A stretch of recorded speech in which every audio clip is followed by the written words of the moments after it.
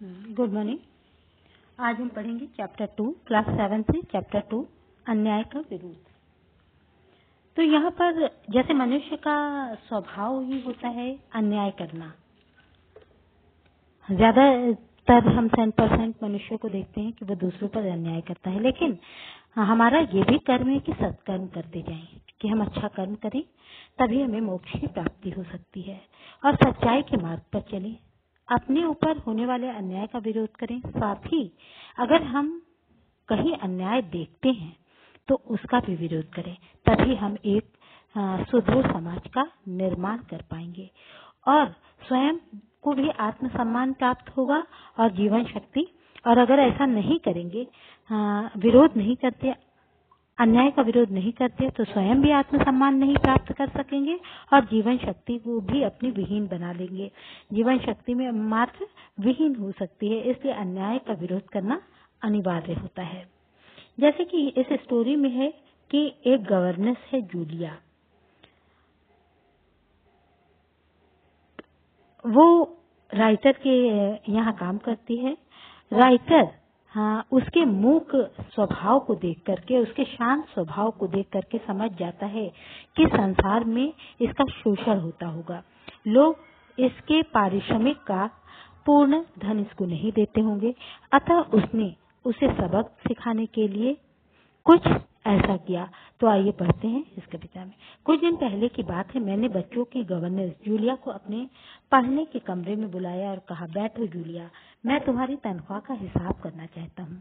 मेरे ख्याल से तुम्हें पैसों की जरूरत होगी और जितना मैं तुम्हें अब तक ज्ञान सका हूँ, मुझे लगता है तुम अपने आप से कभी पैसे नहीं मांगोगी, इसलिए मैं खुद तुम्हें पैसे देना चाह रहा हूँ।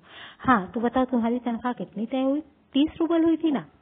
तो पहले तो मतलब यहाँ पर लेखक ये दिखाना चाह रहा है कि किसी भी प्रश्नवाचक चिन्ह लगा के शब्द को मोड़ा जा सकता है, बात को, अपने वाक्य को मोड़ा जा सकता है। अतः वह प्रश्नवाचक चिन्ह के माध्यम से किसी को सस्पेंस में डाल रहा है, ताकि देखो ये याद कर पाती है अपनी बात को या पूरे स्वाभिमान के साथ कह पाती है कि हाँ। तो इस तरह देखने के लिए उसने कहा कि 30 रूबल तय हुआ था ना? तब उसने कहा कि जी नहीं, 40 रूबल दबे स्वर में। लेकिन दबे स्वर में उसने बताया कि 40 रूबल हुआ था।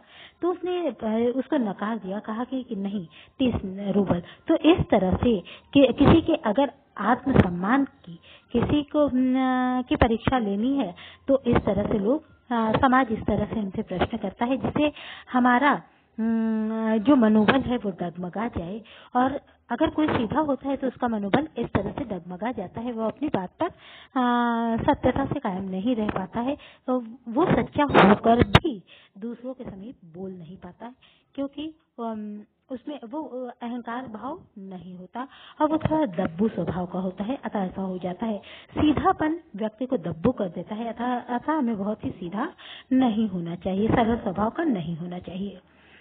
तो उन्होंने कहा कि नहीं भाई, 30 तो मैंने डायरी में नोट कर लिया है, मैं बच्चों की गवर्नेंस को हमेशा 30 रूबल महीना देता हूँ। अच्छा, तो उसने मान लिया कि ठीक है, हो सकता है कि आपने मुझे 30 कहा होगा और मैंने 40 सोच लिया। तो इस तरह कहीं कहीं पर समाज के जो धनी वर्ग के लोग होते हैं, वो इस तरह से लोगों को के साथ अन्याय करते हैं।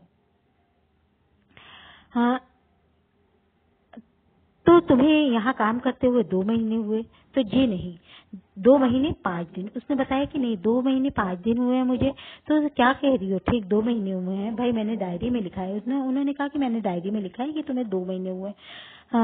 तो उन्होंने कहा कि ठीक है, जैसा बनता है। तो इस तरह 2 महीने के 60 रूबल बनते हैं। तो उसने कहा ठीक है, 60 रूबल आप दे दीजिए, जितना बनेगा उतना दे दीजिए। तब लेखक ने कहा कि नहीं, अगर महीने में 1 नागा ना हुआ हो, लेकिन तुमने इतवार को छुट्टी मनाई, उस दिन तुमने काम नहीं किया, और कोई काम नहीं किया, सिर्फ मेरी बेटी कोल्या को घुमाने ले गई हो, इसके अलावा तुमने और 3 छुट्टियां ली, तो जूलिया का चेहरा पीला पड़ने लगा, इसलिए कि वो इस तरह से उसके कार्य में माइनस मार्किंग करने की कोशिश कर रहे थे। तो समाज ऐसा करता है, जो धनी वर्ग के लोग या जो ऐसे लोग होते हैं जिसमें विनम्रता नहीं होती है या जो गरीबों के बारे में नहीं सोच पाते, वो ऐसा करते हैं। तो उन्होंने कहा कि हाँ, तो इतवार और 3 छुट्टियां यानी 12 दिन काम नहीं हुआ। तो उसने बताया कि 12 दिन काम नहीं हुआ, तो इसका मतलब हुआ कि तुम्हारे 12 रूबल कट गए। उधर कोल्या 4 दिन बीमार रहा, तुमने सिर्फ तान्या को ही पढ़ाया। पिछले सप्ताह शायद 3 दिन हमारी रात में दर्द रहा और मेरी बीवी ने तुम्हें दोपहर बाद छुट्टी दे दी। तो इस तरह तुम्हारे नागे बहुत सारे हो गए। 12 और 7 कितने हो गए? 19 हो गए। तो 19 नागे तो बताओ, घटाओ, 7 में से 19 घटा कितना बचा? तो इस प्रकार तुम्हारा हिसाब बन रहा है 41 रूबल, ठीक है ना। तो जूलिया की आंखों में आंसू आ गए, लेकिन उसने अपनी आंखों के आंसू को छुपा लिया। उसने धीरे से खासा, उसके बाद अपनी नाक पोंछी, लेकिन मुंह से एक शब्द भी नहीं निकाला। हाँ, एक बात तो मैं भूल गया, मैंने डायरी पर नजर डालते हुए कहा, 1 जनवरी को तुमने चाय की प्लेट और प्याली तोड़ डाली थी। तो प्याली और प्लेट का दाम तो तुम्हें पता भी है। मेरी किस्मत में हमेशा नुकसान ही उठाना लिखा है। चलो, मैं इसके 2 रूबल ही काटूंगा, ज्यादा नहीं काटूंगा, 2 काट लूंगा। अब देखो, तुम्हें अपने काम पर ठीक से ध्यान देना चाहिए था ना। अगर ध्यान देती तो तुम्हारे पैसे न कटते, लेकिन अकट गए। तो बड़े स्नेही भाव से कहा, काट भी लिया और बड़े स्नेह से कहा कि जैसे कि कुछ किया ही न हो।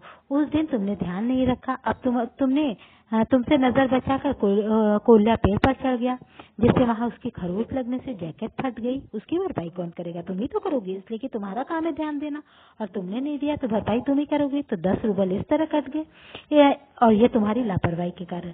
तो अब मैं तो कुछ नहीं कर सकता, तुम्हें ध्यान देना चाहिए था, और तुम्हारे ध्यान की वजह से तान्या के नए जूते चुरा लिए गए थे।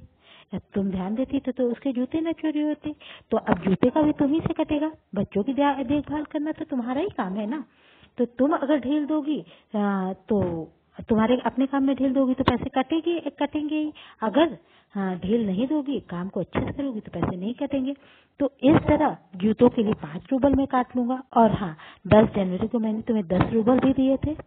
जी नहीं, आपने मुझे कुछ नहीं दिया था। है, अब वहां पर वो झूठ बोल दे रहे हैं। बस इसको सिखाने के लिए देखें कि ये क्या करती है। तो इस तरह झूठ में कहा कि 10 रूबल मैंने तुम्हें दिए थे। तो उसने कहा कि नहीं दिया था, लेकिन उसने थोड़ा अपनी जबान को ऊंचा करके कहा, अपनी आवाज को ऊंचा करके कहा कि ऐसा कैसे कह सकती हो, कि क्या मैं झूठ बोल रहा हूँ? तो मैंने हर चीज डायरी में अपने नोट की। तुम्हें यकीन न हो तो दिखाऊं तो, लेकिन बड़ों के सामने छोटे जो श्रमिक वर्ग के लोग होते हैं वो उनके सामने मुंह नहीं चला पाते, और क्या फिर उनकी डायरी चेक करने की बात करेंगे। तो ऐसा तो उसने कह दिया कि ठीक है, नहीं आप कह रहे हैं तो हो सकता है। तो घटाओ, अब इसमें से 10 घटा दो तो अब 27 बच गया। 27 41 में से बचे 14। 14 बचे तो क्यों, हिसाब ठीक है ना। उसकी आंखें आंसुओं से भर गई, उसके पूरे शरीर पर पसीना छलछला आया। मतलब आंखें भर गई, इसलिए कि वो बहुत ही कमी में जी रही थी और उसको बहुत ही आवश्यकता थी। अतः उसकी आंखें भर आ गई और उसके शरीर पर पसीना आ गया। उसकी आवाज कांपने लगी, गला रूंधने लगा कि मुझे अभी तक एक बार ही कुछ पैसे मिले थे, वो भी आपकी पत्नी ने दिए थे। रूधे गले से उसने कहा कि मुझे आपकी पत्नी से ने पैसे दिए थे। उसने सत्य बता दिया, और वो भी सिर्फ 3 रूबल, ज्यादा नहीं। तो उन्होंने कहा, ओह, ये तो मुझे पत्नी ने बताया ही नहीं। अच्छा हुआ तुमने बता दिया। और अगर नहीं बताती तो अनर्थ हो जाता। ठीक है, मैं 3 रूबल वहां से काट लेता हूँ। तो 3 रूबल और घटा दो, 14 में से 3 घटा कितना बचा? इस तरह तुम्हारे 11 रूबल बचे। वो तो बोलो भाई, ये रही तुम्हारी तनख्वाह, ये 11 रूबल, देख लो, ठीक है ना। जूलिया ने तो उन्होंने 11 रूबल तो दे दिया, और बहुत ही सात्विक भाव से कहा कि ये 11 रूबल है, ठीक है ना। तो उस जूलिया ने ले तो लिया, हाँ, और अपनी जेब टटोल कर उसमें किसी तरह ठूस लिया। फिर धीरे से विनीत स्वर में बोली, जी धन्यवाद। उसने विनीत स्वर में कहा कि जी धन्यवाद। तो मैं गुस्से में आग बबूला होने लगा। राइटर कह रहा है कि मुझे बहुत गुस्सा आने लगा कि मैंने इतना अन्याय किया और ये चुप रही। इसने कहीं पर भी मुझसे तेज आवाज में नहीं कहा। इसने कभी भी मुझसे अपने अधिकार को नहीं जताया। तो इस तरह मुझे गुस्सा आने लगा और मैंने कमरे में टहलते हुए अपने गुस्से को काबू करते हुए क्रोधित स्वर में उससे कहा, धन्यवाद किस बात के लिए? तो उसने कहा कि मुझे आपने पैसे दिए, इसके लिए धन्यवाद।